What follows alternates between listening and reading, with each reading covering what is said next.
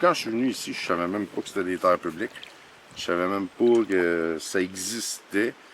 Je savais pas la réglementation, je savais pas. Puis là, avec Michel, ben, là, vu que lui, il le sait depuis longtemps, fait qu'il il m'a expliqué comment ça fonctionne puis tout. Puis c'est super cool. Là. Quand tu respectes l'endroit puis tout, puis que tout le monde respecte l'endroit, ben ça fait une belle place pour relaxer puis se rapprocher de la nature là, versus la ville.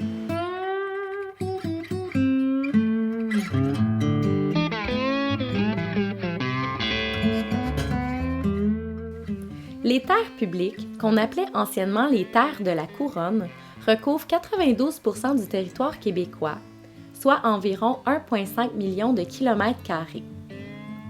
C'est le gouvernement québécois qui est responsable de la gestion des terres publiques qui constituent un patrimoine collectif pour tous les Québécois.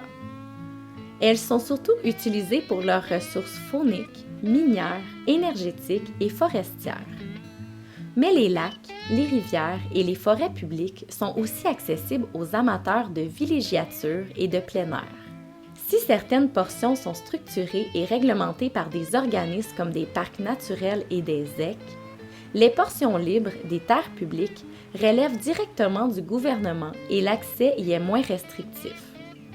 En théorie, n'importe qui peut choisir un carré de terre public pour camper. Par exemple en installant une roulotte qu'il pourra laisser sur place, même pendant tout l'été, à condition de ne pas laisser d'installation permanente et de ramasser toute trace d'occupation pour les mois d'hiver. À quelque part, peut-être proche de chez vous, des gens s'installent sur les terres publiques, parfois seuls, parfois en petits groupes, pour profiter du plein air, d'un peu de tranquillité et de liberté.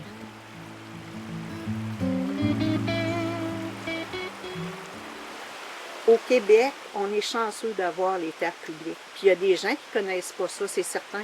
Mais si, je vais vous donner un petit truc, si vous allez sur Internet, allez voir, il y a une forêt ouverte où vous pouvez retrouver les terres publiques. Que vous soyez dans n'importe quel secteur, c'est facile à trouver. Puis il y a de la place pour tout le monde. Là. Quand les gens viennent nous voir et disent « Hey, ça fait combien de temps vous êtes là? Comment on fait pour avoir ce terrain-là? » Bien, il y en a d'autres terrains à côté. Puis si vous mettez un petit peu de jus de bras, vous pouvez vous faire une belle petite place qui vous coûterait pas cher. Moi, ça fait au-dessus de 40 ans que je viens ici, exactement 42 ans. C'est un très bel endroit, c'est un très bel endroit naturel qui ne coûte rien pour personne. C'est une place où vous pouvez venir camper, il y a du bois, il y a de la pêche, il y a de la chasse, il y a toutes sortes d'affaires, il y a des fruits sauvages à ramasser, il y a des champignons. Il y a à peu près tout ce que vous voulez, il n'y a pas besoin de rien pour venir ici. Là. Une tente, vous campez, puis vous faites un petit feu, vous faites de la bonne nourriture sur votre feu. Puis... Évidemment, Michel, Vincent et Lynn ont des adresses, des maisons et des logements à Québec. Il reste qu'ils ont trouvé une façon originale de faire du camping gratuitement pendant tout l'été. C'est mon papa qui chassait ici avant.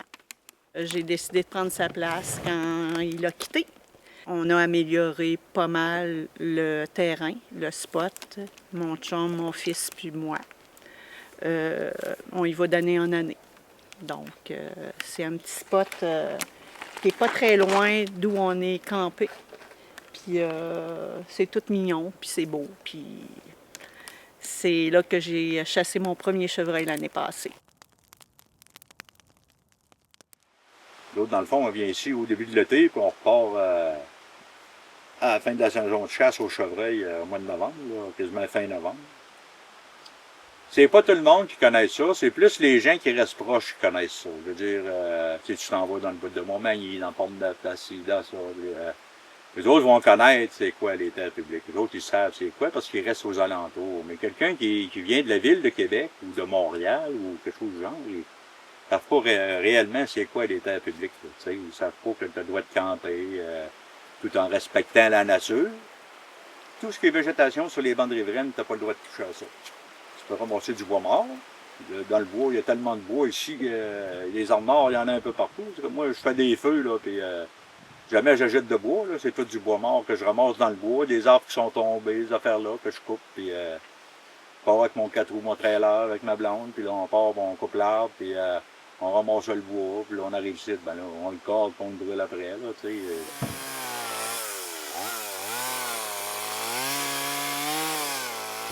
Quand tu viens dans le bois, il faut que tu te quand même équiper un peu pour au moins que tu t'emmènes du bois, là, autant que possible, là. Pas couper les arbres qui sont vivants, puis tout ça, là. Il y en a tellement de morts dans le bois, là, que ça vaut même pas la peine de couper un arbre vivant, là. Faut que tu prennes le bois mort, puis c'est tout, là. C'est comme tantôt, là, je vais couper cet arbre-là qui est tombé, là. Il est couché, il est vraiment couché, lui, là. Fait que, des fois, c'est des arbres qui tombent dans le chemin. Avec un arbre comme ça, normalement, là, je suis bon pour une semaine et demie, 2 semaines. C'est sûr que quand il fait plus frais, on met plus de bois. Mais normalement, au mois de juillet, comme ça, là, c'est... Plus pour les bébés. Normalement, on devrait en avoir en masse là, pour 2 semaines certains. C'est un de mes plus grands plaisirs. J'aime bien ça.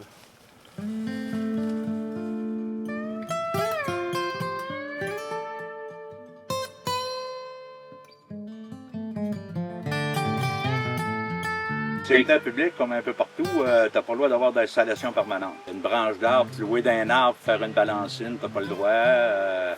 Que ça tient que des 2 par 6 que tu as pris pour faire un petit jardin, c'est considéré comme permanent. J'ai une clôture que j'ai faite avec des vieux bouleaux morts en avant, des vieilles branches, ça, c'est rentré dans la terre, ça c'est considéré comme un équipement permanent. Dans le fond, il y a comme une roulotte. Ça a des roues, c'est déplaçable. Une tente. Il y en a qui vont dire des tentes, t'as pas le droit parce que c'est comme une construction, c'est fixe parce que tu piques sur la terre, mais c'est pas vrai. C'est pas construit comme une construction. Là. Il y en a qui vont dire ça, mais c'est pas vrai. Une construction, c'est vraiment quelque chose que tu prends, que tu piques après un arbre, des clous, ces affaires-là, là, puis une cage dans un arbre, t'as pas le droit, là. Ou si t'en fais une, faut pas que ça soit trop grand, c'est 4 par 4, puis normalement, à la fin de la chasse, il faut que tu demandes ça. Tu n'as pas le droit d'avoir ça permanent. Tu as le droit de camper 7 mois par année, mais il faut que tu ramasses tes déchets, puis il ne faut pas que tu brises la végétation sur les bancs de riveraines, comme tous les cours d'eau. 30 pieds du cours d'eau, tu n'as pas le droit de toucher à ça.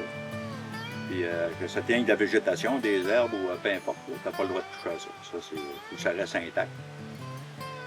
Puis malheureusement, ben, il y en a beaucoup qui les brisent, là, mais en tout cas, c'est une autre histoire. Là.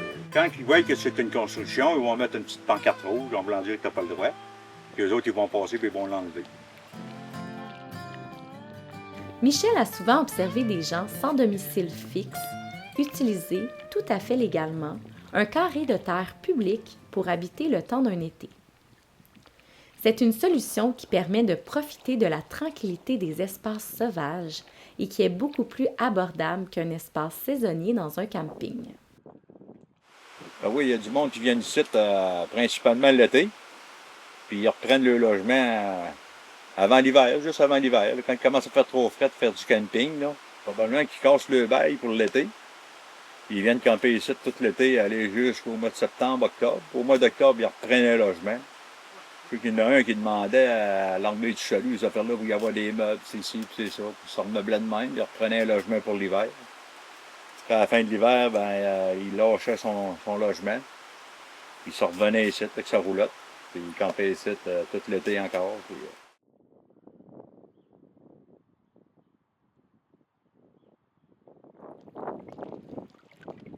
La vie est très chère. Alors, regarde à Québec, ils font beaucoup de condos, mais c'est toujours pour des gens qui... Ça coûte 2-3 000 $ facile par mois, là. C'est toujours pour des gens qui sont à l'aise financièrement, mais c'est pas tout le monde qui sont à l'aise financièrement.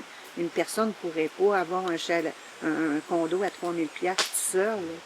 Nous, on a été saisonniers sur un terrain de camping à un certain moment donné, pendant au moins 4-5 ans, si c'est pas 6 certains.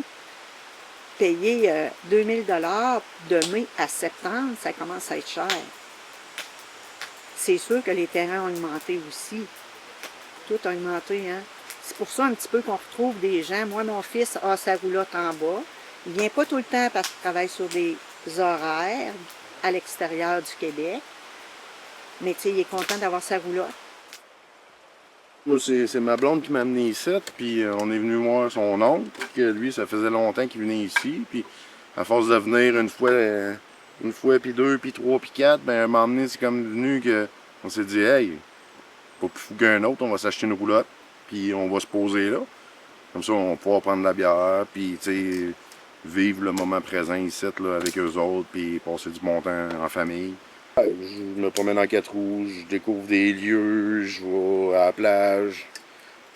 On se promène, on cherche du bois, on fait nos petits feux, on fait nos petits bois. On prend une petite bière, on placote, on prend le temps de relaxer, puis aussi. Ici, il n'y en a pas de problème de parking. Là. Petite parc, that's it. Le monde sont souriants, ils t'offrent de la bière, ils t'accueillent avec un beau sourire. Ça en ville, ben, c'est pas ça. C'est pas pareil, c'est pas la même énergie dans le bois, c'est pas la même. Quand on est dans nos maisons, on fait du ménage, on fait du lavage, on a Internet, on a le téléphone, on a ci, on a ça, on a ci, ça finit plus. Ici, t'as juste ça à faire, de prendre le temps. Tu te demandes quoi faire, t'écoutes ton corps, ah, hey, j'ai faim, tu sais, ton corps il dit j'ai faim. Ça va te faire à manger. T'as pas d'horaire, tu fais ce que tu veux quand tu veux. T'es fatigué, va se coucher, c'est pas grave. T'as pas des vaches à traire à 5 h ou à 4 h le matin, t'as pas. Ah, t'as plus de bois. Ah ben là, Christ, il faut que tu te lèves le C puis tu y ailles, parce que t'as plus de bois, puis tu sais qu'à soir tu veux faire un feu avec tes amis, mais tu te lèves, tu pénètres le trailer, ah, le 4 roues est brisé, bon, fais un changement d'huile, l'entretien, nanana. Fait que tout se fait automatiquement, comme un engrenage bien rodé. Puis si c'est pas le cas, ben tu vas payer le prix, parce qu'à soir, tu feras pas de feu. Tu prendras pas de bière, t'es pas descendu au village. Puis si on veut que ça continue, parce que tu sais, on sait que nos gouvernements sont bien bons pour interdire, parce que le gars qui est dans le bureau, qui signe le papier, lui, probablement, il en fait jamais de camping. Quand il va à quelque part, il prend un jet privé ou il prend un Olysée, puis il s'en va à l'hôtel, puis tout inclus. Puis, fait que lui, il s'en calisse de signer le papier, puis de dire on va tout interdire à tout le monde de faire ça. Fait que ça, c'est ce qu'on veut pas. C'est que ça dégénère ou que. Même s'ils sont des territoires non organisés, un certain nombre de lois et de règlements s'appliquent sur les terres publiques. Aussi, certaines pratiques sont encouragées pour assurer la cohabitation entre les habitués, les visiteurs occasionnels, les chasseurs et l'industrie qui exploite le territoire. C'est pourquoi une bonne communication est essentielle pour transmettre les bonnes pratiques.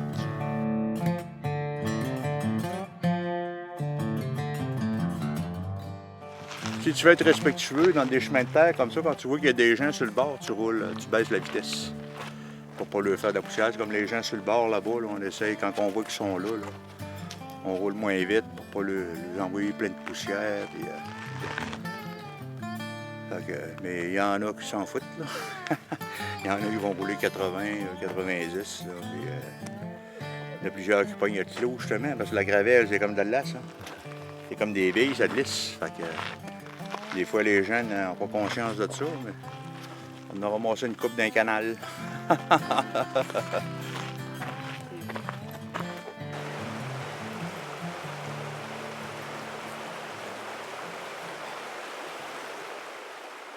Les gars de kayak descendent à peu près à 120 en descendant. Puis quand ils me voient, moi j'étais d'un bord, puis les enfants étaient de l'autre.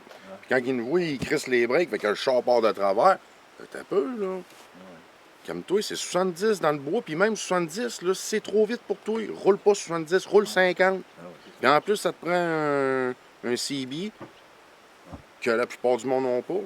Parce que quand le 53 pieds descend, là, avec 2 wagons bien pleins, là, les planétaires, ils descendent ici. Quand il arrive dans la courbe, là, il va couper la courbe.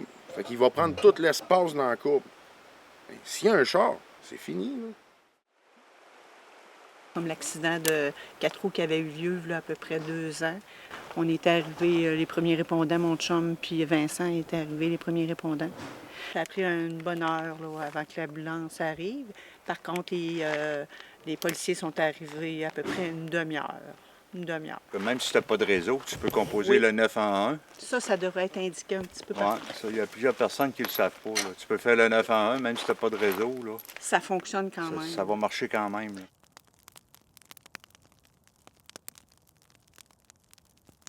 Je me suis fait voler rien qu'un petit poil Martin une fois.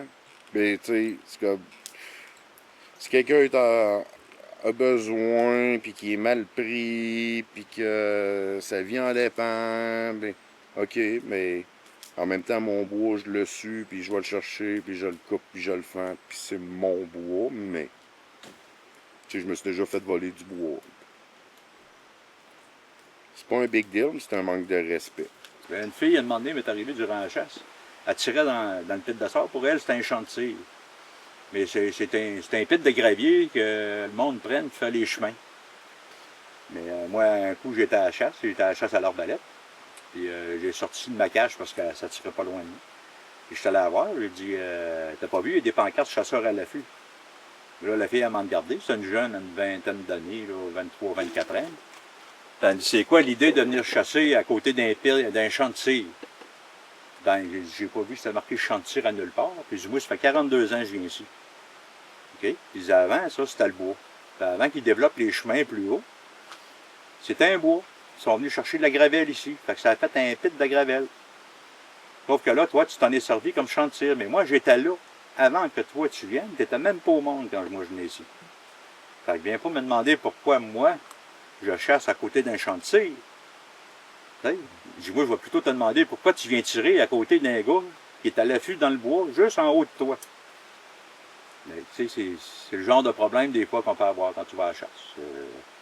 Au camper, des fois, ben il y en a qui vont être plus fendants, un peu plus fantasques. Ils aimeront pas ça que tu passes 6 mois ici, parce que les autres, ça les empêche de camper. Mais il y a tellement d'endroits, c'est sûr que toi, tu es ici. Tu te fais un beau petit feu, tu mets un petit gazebo, tu as le panneau solaire, tu as l'eau directe qui vient de la rivière.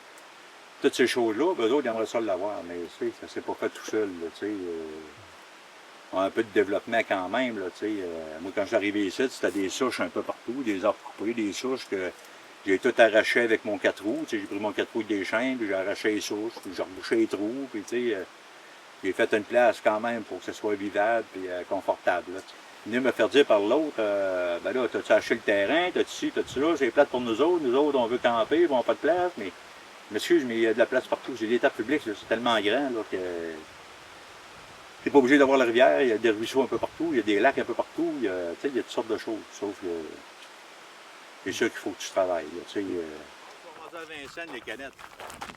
Quand je te dis qu'ils tirent dans du métal, là, regarde. C'est du gros calibre, ça. Ça, c'est du gros calibre. Ici, des fois, on descendait nos affaires, mais on en revenait la semaine d'après. Là, il y a quelqu'un qui avait campé là. Là, il y avait des canettes, des sacs de plastique, des vidanges un peu partout. Le monde faisait le besoin d'une chaudière avec un sac, il accrochait le sac après là, puis il laissait ça là. C'est plus ça le problème des états publics, c'est que le monde ne prend pas attention. Puis, beaucoup de détriments, de cochonneries à apprendre, et tout ça. D'autres, on essaye de les ramasser autant que possible. Là,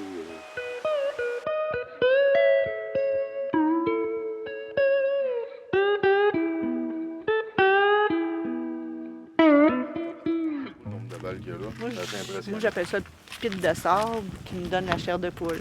oui, il y en a un qui a fait de la drille, à un moment donné, puis il a tiré. Là, tu vois, il accroche des moffleurs, des rimes de roue, puis il tire là-dedans. Puis, ça fait des années qu'ils font ça, là. Ça fait 6 ans, 7 ans qu'ils font ça. Ça, c'est quelqu'un qui était venu jeter des règles de métal ici, je sais pas qui. Puis, eux autres, ils s'en servent, ils accrochent des cibles après ça, puis tout ça. Ça a toujours été comme ça ici, là. Il n'y a jamais eu d'amélioration dans rien, là. Et si tu descends en bas là-bas, là, tu vas voir, il y en a un qui a ramassé toutes les douilles de 12 puis tout, là. Il a mis ça tout dans le même paquet là-bas, là. Mais le jour, quand on est venu, il y avait des tables, des chaises, il y avait toutes sortes d'affaires. Là, ils ont fait un feu pour en brûler un peu. Mais il reste encore plein de cochonneries, là. C'est plein de clous, plein de vis partout. Puis, les gars qui arrivent ici, ils ne savent pas qu'il y a un chemin là de bord. Là. Le gars, il y a une cache en haut. Là, je leur explique qu'il y a une cache en haut. Là. Il dit, tu sais pas. Fait que là, même si je mets une pancarte chasseur à l'affût au début, quand il arrive à la période de chasse, je marque les dates, puis je mets une souche avec une inscription. Là. Période de chasse, tel temps, tel temps. Il y en a qui s'essayent pareil, ils viennent. Puis là, ça se met à tirer. Il faut venir les voir. C'est là qu'il y a un peu de bisbille des fois. Là, mais... J'arrive ici, puis il y a une gang, puis je viens leur dire « Ouh, je suis à la chasse. Penses-tu que je me sens mal à l'aise? » Tu sais pas à qui t'as affaire ici. Il y a une arme dans les mains, puis je suis déjà venue. Là.